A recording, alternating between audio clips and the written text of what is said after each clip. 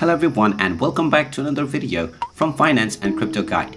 In this video, I'm going to show you how to log in to your existing account on the OKX application. So let's get started right away. First of all, tap on the OKX application to open it up. And once the application is opened, you will be taken into the sign up as well as login screen. Now, if you already have an account, go ahead and tap on the login button underneath sign up, and then you will be asked to enter your phone number or your email address. Choose either your phone number or your email address and then tap on the next button. You will then be asked to enter your password. If you forgot your password, tap on the forgot your password button underneath the password box and you can reset your credentials. To log in, simply type in your password and tap on the login button.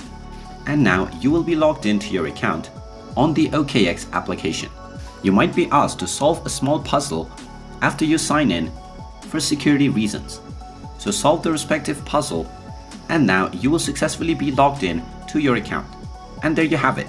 That is how easy it is to log into your existing account on the OKX application.